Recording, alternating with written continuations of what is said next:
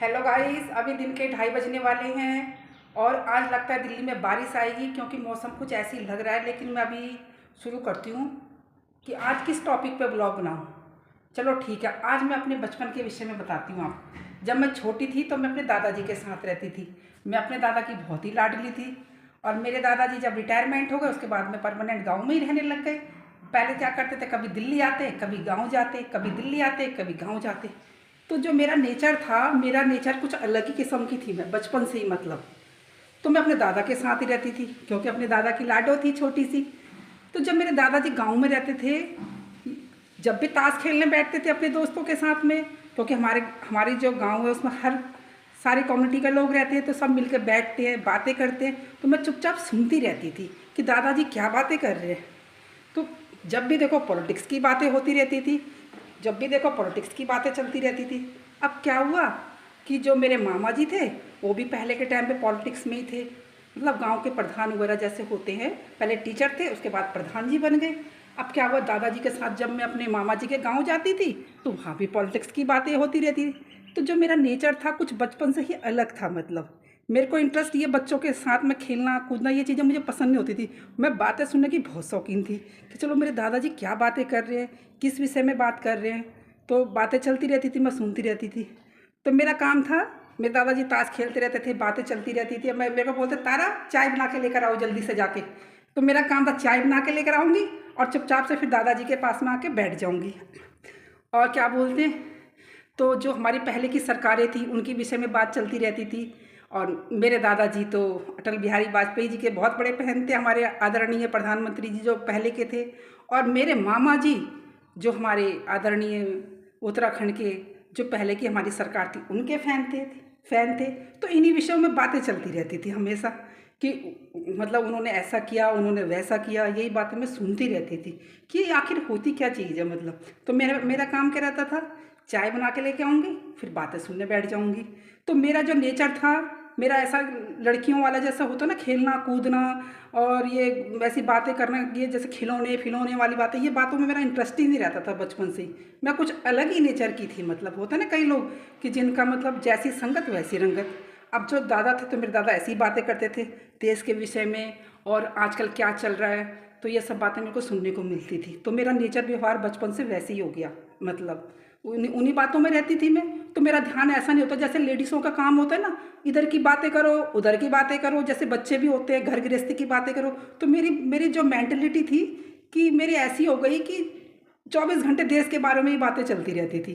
क्योंकि पहले रेडियो होते थे, रेडियो से सुनते थे। और दिल्ली में तो समाचार समाचार क्या थे, जनसत्ता पेपर था, वो चलता था। तो मेरे दादाजी भी पढ़े लिखे थे, गवर्नमेंट सर्वेंट थे। अब क्या करें, उनका टाइम पास नहीं होता तो उनका यही काम रहता था, सबको बुलाओ बैठो। और सीप खेलते थे मेरे दादाजी। तो मैं देखती रहती थी, मैं भी सीप खेलना सीख गई बैठ बैठ के साथ में देखती रहती थी। एक एक चाचा को बोलती थी, चाचा ये क्या खेल रहे हो आप, दूसरे चाचा को। तो मैं मेरे को इंटरेस्ट रहता था जानने का हर चीज़, कि सब चीज़ के विषय में बस मुझे जानना है। कोई भी चीज़ है मुझे उसकी जानकारी चाहिए। तो जो मेरा जो स्वभाव हुआ, जो मेरा नेचर हुआ, तो मेरा अलग ही किस्म का नेचर हो गया। मतलब मेरी तो अपने पेरेंट्स से भी नहीं बनती थी। मेरे पेरेंट्स भी कहते थे तो ऐसा कर, तो अपने दादा के साथ जा सीधा। हमारी फैमिली बहुत बड़ी थी तो मैं दादा के साथ ही रहती थी बचपन से। खाना बनाना और ये जो घर का काम हो गया, बाहर का जैसे फील्ड वर्क होता है जैसे खेती बाड़ी का, तो मेरे को कहता जा तू देख कर आ, जा तू सारा काम तू ही करेगी, जा तू देख कर आ। तो मैं दादा के साथ, मेरे दादा ने ही पाला मुझे बचपन से। मतलब तो मेरी सोच भी थोड़ी परिवार में सबसे अलग है, अपनी फैमिली में सबसे अलग किस्म की इंसान हूँ मैं बचपन से ही। और बहुत मतलब जैसे जिद्दी टाइप के बच्चे होते हैं ना, कि बस जो काम करना है तो बस करना है, वो काम जिद पकड़ लूँगी, ये काम मैं करके छोड़ूंगी।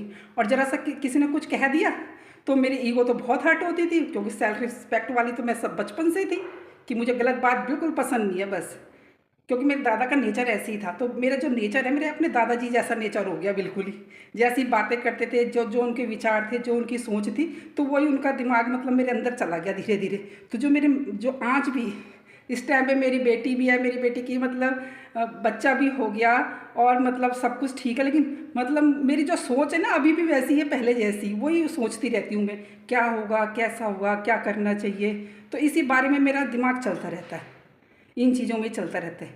और जो पॉलिटिकल बैकग्राउंड है, तो जो मेरे भाई भी पॉलिटिकल में रहे हैं, कि वो तो मतलब एस्पायर हो गए थे।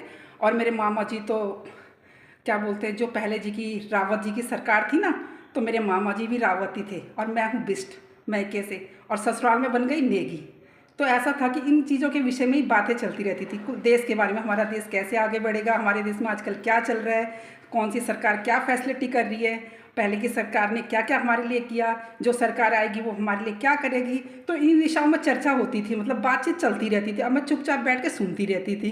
तो मुझे कहते थे जा तू बच्चों के साथ जाके खेल। नहीं नहीं, मुझे भी जानना है भाई क्या हो रहा है, मुझे भी ये बातें सुननी है, मुझे भी इन विषयों में जानना है। तो इन्हीं चीज़ों में रहती थी मैं।